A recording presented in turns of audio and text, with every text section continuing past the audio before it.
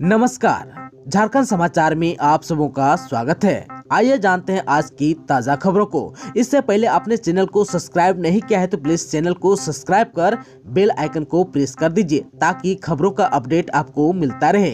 आइए बढ़ते हैं खबरों की ओर। माइनिंग लीज मामले में चुनाव आयोग को जवाब देने के लिए और समय मांग सकते हैं सीएम हेमंत सोरेन। चुनाव आयोग ने 9A मामले में मुख्यमंत्री हेमंत सोरेन को नोटिस भेजा है और 10 मई तक जवाब मांगा है। श्री सोरेन चुनाव आयोग को जवाब देंगे, इसकी तैयारी भी चल रही है, पर 10 मई की निर्धारित अवधि की जगह पर वह आयोग से जवाब दाखिल करने के लिए समय मांग सकते हैं। वजह यह है कि उनकी माता रूपी सोरेन बीमार है और उनका पूरा ध्यान अभी हैदराबाद में लगा हुआ है। आप सबको को बता दूं कि सीएम के करीबी सूत्रों का कहना है कि चुनाव आयोग से समय लेने की तैयारी चल रही है। इसके लिए आयोग के समक्ष टाइम पिटीशन डाला जा सकता है। श्री सोरेन अपने वकील के माध्यम से टाइम पिटीशन भेजकर समय लेंगे।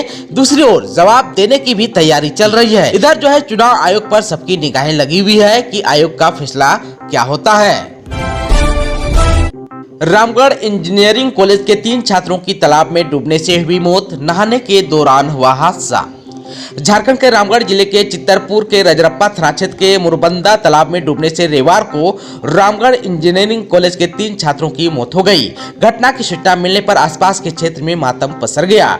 घटना की सूचना मिलते ही रजरप्पा पुलिस मौके पर पहुंची और तीनों छात्रों के शवों को कब्जे में लेकर पोस्टमार्टम के लिए रामगढ़ भेज दिया।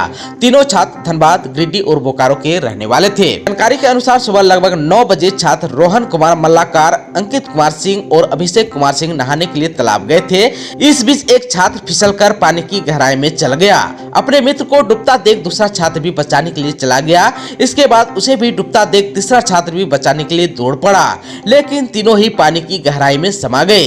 इस बीच तालाब में नहा रही एक महिला की नजर डूबते हुए छात्रों पर पड़ी तो वह चिल्लाई। इस बीच गांव के ही चित्रगुप्त महतो ने तालाब में छलांग लगाकर छात्रों को बाहर निकालने का प्रयास किया, लेकिन वे भी इन तीनों को बचाने में सफल नहीं हुए। देखते ही देखते तीनों छात्र पानी की गहराई में समा गए। कुछ देर बाद ग्रामीणों ने झगर के सहारे तीनों के शवों को बाहर निकाला। इसके बाद रजरप्पा पुलिस घटना स्थल पर पहुंची और तीनों के शवों को कब्जे में लेकर पोस्टमार्टम के लिए रामगढ़ भेज दिया। दुमका के क्रिकेट खिलाड़ियों का डीपीएल में लगेगी बोली। दुमका जिला क्रिकेट संघ की ओर से झारखंड की उपराजधानी दुमका में Dumka premier league cricket tournament का आयोजन किया गया है। इसके लिए खिलाड़ी और टीमों के निबंधन की प्रक्रिया भी शुरू हो गई है। निबंधन की अंतिम तारीख 15 मई तक है। 18 को दुमका के इंडोर स्टेडियम में दुमका के खिलाड़ियों की बोली लगेगी और अलग अलग टीमों के मालिक खिलाड़ियों को क्रय करेंगे। 22 मई से टूर्नामेंट का आगाज गांधी मैदान में होगा। इसी कड़ी में रविवार को जिला क्रिकेट संघ के सचिव भास्कर अजीत सिंह की अगुवाई में खेल प्रतिनिधियों की बैठक हुई। बैठक में Dumka premier league cricket tournament की रूपरेखा व इसके आयोजन को लेकर गहनता से चर्चा करते हुए कई अहम निर्णय लिया गया। बैठक में टूर्नामेंट में सफल आयोजन को लेकर कई कमेटियां और उप कमेटियों का गठन करने का निर्णय भी लिया गया। गोड्डा में नदी के किनारे 2 नवजात बच्चों के मिले शव, बाइक सवार 2 युवकों को तलाश रही है पुलिस। झारखंड के गोड्डा में जमनी नदी के किनारे 2 नवजात का शव मिलने से सनसनी फैल गई। घटना नगर थाना क्षेत्र की है। पुलिस को एक नवजात का शव नदी के एक छोर पर मिला तो दूसरा वहां से 100 मीटर की दूरी पर मिला। नगर थाना में तैनात assistant sub inspector Kanhaiya Lal Dubey ने बताया कि रविवार की सुबह स्थानीय लोगों ने नदी में नवजात का शव देखने के बाद पुलिस को सूचना दी। पुलिस घटनास्थल पर पहुंची तो उसे पता चला कि नदी में एक नहीं बल्कि 2 नवजात के शव फेंके गए हैं। स्थानीय लोगों ने बताया कि रविवार तड़के लगभग 5 बजे 2 युवक मोटरसाइकिल से यहां आए थे और नवजात के शव को फेंककर भाग गए। ग्रामीणों ने उनका पीछा भी किया मगर दोनों युवक फरार होने में कामयाब रहे। इधर पुलिस ने छानबीन शुरू की तो पता चला कि शव के ऊपर चिपकाए गए दोनों टैग पर अलग अलग जन्म तिथि लिखी गई है। जहां एक बच्चे का जन्म 1 मई का था तो वहीं दूसरे का 8 मई का। एक बच्चे की मां का नाम पूनम कुमारी है तो दूसरे का ज्योति कुमारी लिखा गया है। पुलिस ने बताया कि हो सकता है कि गुमराह करने के लिए दोनों बच्चों की तिथि और नाम को बदल दिया गया हो। यह जांच का विषय है कि दोनों बच्चे एक ही मां के हैं या फिर अलग अलग। पुलिस ग्रामीणों के द्वारा बताए गए बाइक सवार दोनों युवकों की तलाश कर रही है। पुलिस ने दोनों शवों को अपने कब्जे में लेकर उसे पोस्टमार्टम के लिए गोड्डा सदर अस्पताल भेज दिया गया है। आईएएस पूजा सिंघल के पति अभिषेक झा और सीए सुमन कुमार से ईडी ने की पूछताछ। 5 दिनों के रिमांड पर सीए। प्रवर्तन निदेशालय यानी कि ईडी ने रांची के बरियातू स्थित प्लस अस्पताल के एमडी सह आईएएस पूजा सिंघल के पति अभिषेक झा का बयान दर्ज किया। इसके बाद सीए सुमन कुमार से दोनों के संबंधों के बारे में आमने सामने पूछताछ भी की। सीए ने जब्त पैसों को अपना और अपने क्लाइंट का बताया।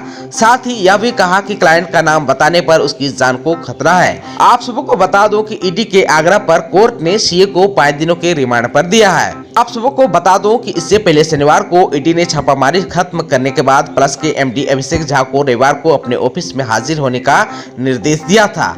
इसके आलोक में वे ईडी ऑफिस में हाजिर हुए।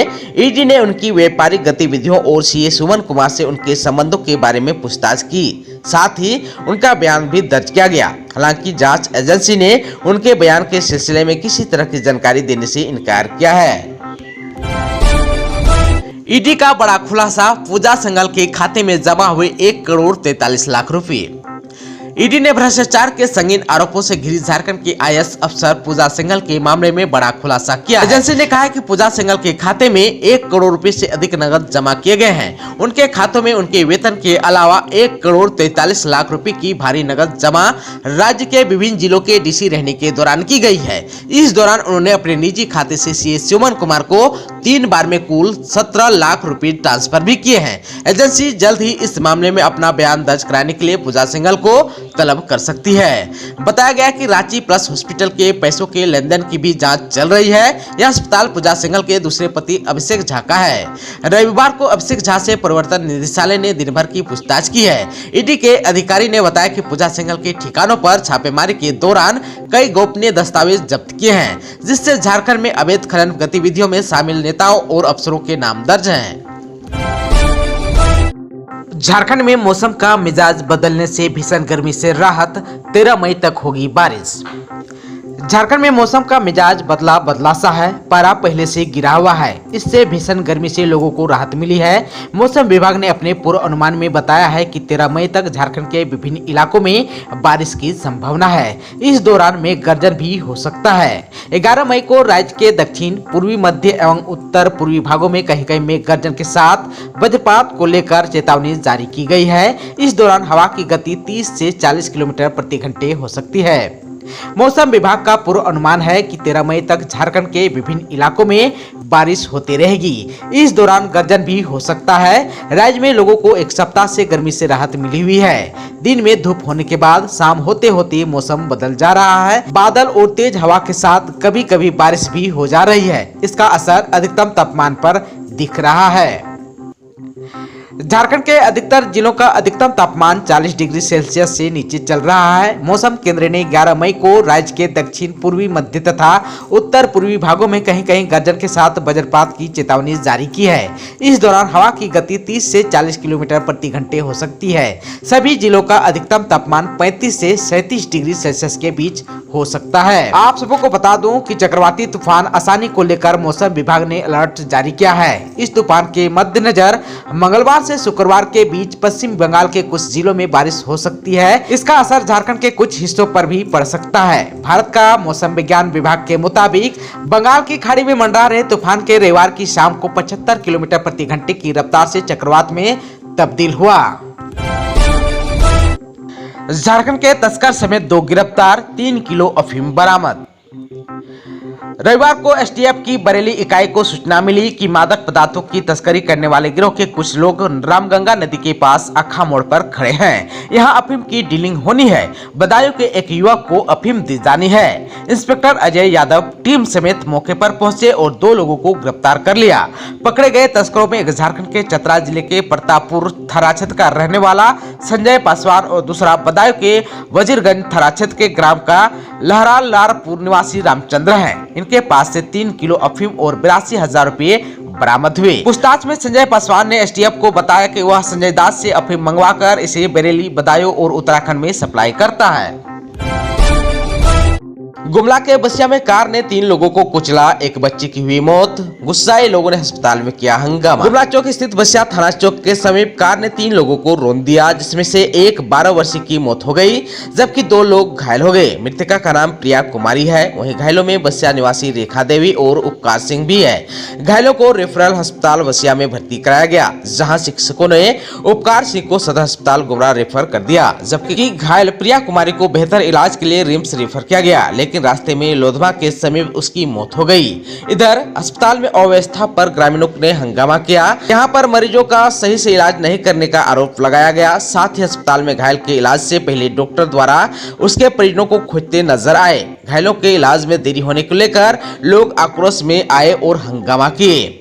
आप सबको बता दूं कि रविवार को गुमला निवासी देवानंद साहू कार में अन्य 2 लोगों के साथ गुमला से बसिया होते हुए तोरपा की ओर जा रहे थे। इसी क्रम में मेन रोड में बसिया थाना चौक से 200 मीटर की दूरी पर उन्हें अचानक झपकी आ गई, जिससे कार अनियंत्रित होकर सड़क किनारे स्थित शेड से जा टकराते हुए अपने घर के समीप खड़े उपरोक्त तीनों को अपने चपेट में ले लिया, जिससे वे घायल हो गए। घटना के बाद वहां अफरा तफरी मच गई। घटना के बाद घायलों को अस्पताल पहुंचाया गया। ग्रामीणों द्वारा अस्पताल की अव्यवस्था को देखकर चिकित्सा पदाधिकारी डॉक्टर रेशमी मिश्रा पर गुस्सा दिखाते नजर आए। झारखंड में CMPDI ने खोजा कोयले का भंडार। CMPDI ने झारखंड के चतरा जिले के देवनार में कोल ब्लॉक खोजा है। यह मैक्सुलीगंज से 3 किलोमीटर की दूरी पर है। यहाँ CMPDI ड्रिलिंग कर कोयले की गुणवत्ता और क्षमता पता कर रहा है। पता करने की कोशिश कर रहा है कि यहाँ कितनी दूरी तक कोयला निकाला जा सकता है। शुरुआती जांच में पता चला है कि यहाँ से करीब 40 वर्ग किलोमीटर पर कोयला भंडार हो सकता है। इसके लिए अलग अलग स्थान पर ड्रिलिंग की जाती है। कोयले का वास्तविक उत्पादन शुरू होने से पहले कोल इंडिया लिमिटेड की सहायक कंपनी CMPDI भूवैज्ञानिक और परियोजना रिपोर्ट तैयार करती है। इसके लिए संसाधन और गुणवत्ता आकलन के लिए अन्वेषण का काम किया जाता है। यहाँ निकलने वाले नमूनों का परीक्षण कोर और नॉन कोर के रूप में किया जाता है। आप सबको बता दूं कि कैंप में मौजूद अधिकारियों ने बताया कि जियोलॉजिकल सर्वे ऑफ इंडिया सबसे पहले इलाके में कोयले की संभावना की जानकारी देता है। CMPDI इसकी विस्तृत जानकारी जमा करता है। 400 मीटर की दूरी पर ड्रिलिंग की जाती है। वहां से कोयला और गैर कोयला निकाला जाता है। यह देखने की कोशिश करता है कि कितनी गहराई से कोयला मिल रहा है, कितनी गहराई तक कोयला है। आप सबको बता दूं कि कंपनी जो है 300 मीटर तक ही ड्रिलिंग का काम करती है। इसके बाद कोयला भंडार निकालना बहुत ही मुश्किल होता है। बोकारो के गणपति ज्वेलर्स से 20 लाख के गहने लूटकर भाग रहे 2 अपराधी धनबाद में गिरफ्तार।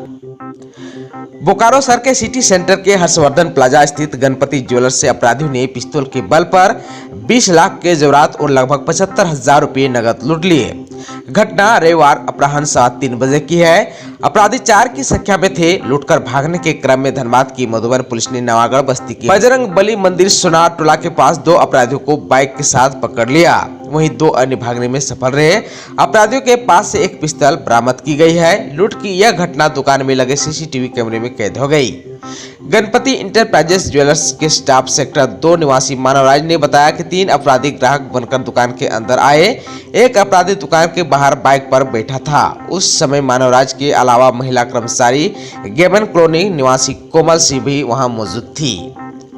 आप सबको बता दूं कि रविवार की दोपहर सेक्टर 4 स्थित सिटी सेंटर के हर्षवर्धन प्लाजा में संचालित गणपति ज्वेलर्स की दुकान 3 अपराधी ग्राहक बनकर आए। इस दौरान एक अपराधी ने रिंग दिखाने को कहा और इसके बाद हथियार के बल पर ज्वेलरी कर्मियों को कब्जे में लेकर गहनों पर हाथ साफ कर दिया।